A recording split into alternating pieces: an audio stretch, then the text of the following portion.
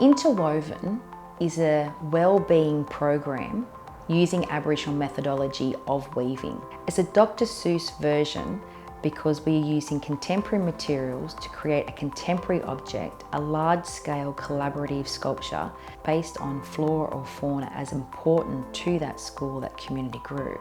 So we're able to teach all Australian children and all Australian teachers how to be immersed and how to appreciate but not appropriate Aboriginal culture. The practical side of how we set up these programs is really quite important. We go into places where we're invited, and that inquiry might come in via email or phone call, and then what we do is we start to set up the logistics. We actually like to go out on site with the lead presenter. We talk about what are the objectives that the organisational school are wanting to achieve, which is really that orientation onboarding process. The teacher professional learning, we encourage all teachers at the school to be involved, and we really prefer this to be done just before the program is delivered or the term before, so that the whole school can understand how they can also, as teachers, build their own cultural capability, but also just understand the program and how they can bring aspects of that into their classroom. We provide educators with more than enough information so that they can authentically embed Aboriginal perspectives into their classroom. We provide NESTA endorsed teacher professional learning. We provide an education kit, so even after the program has finished, this education kit can continue the conversation in their schools. We then go into program delivery. There is one project lead for the entire project delivery, and we have a second person that comes in intermittently. We will let you know in advance who that person is and when they're coming in, and we do it as a risk mitigation, but also as a second set of hands to be able to make sure the project is finished in those 10 weeks.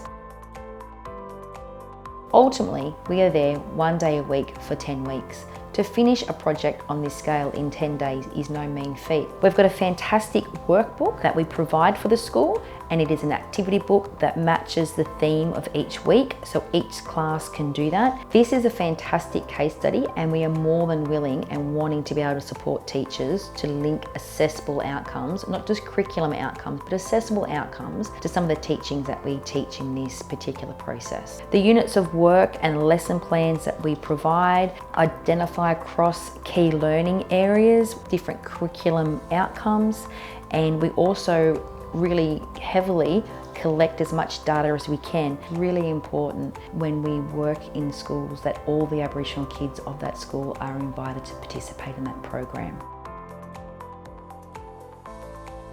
The opportunities do not just end with a school or a community group engaging us to run these artists in residency programs. The opportunities go beyond. For community, we invite them the following year to come to our annual exhibition. These exhibitions are held in regional art galleries or museums.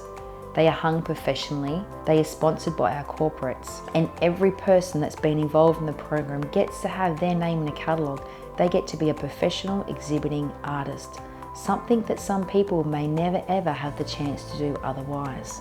We also ask that a Speaking in Colour curator walks through the gallery a couple of times a week to be able to walk schools through at no cost to the school or the community groups, to be able to explain all the stories about all the different artworks that are created as part of our Resurgence programs. These opportunities are invaluable for schools and also for community groups, and it's a great way that we get to live out our values, which is educating the wider Australia about Aboriginal people and culture.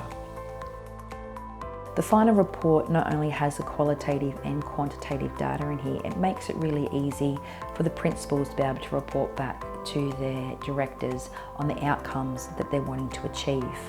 The outcomes that the schools or the community groups want to achieve is set out right at the beginning of the program. The students do a check-in, a pre and post survey to measure what it is that they want to achieve and the impact that this can be having in their world and how they feel. And it's very similar to other surveys that we do, which is, at school, do they feel accepted and valued by their peers and by others? When I'm at school, is my culture valued?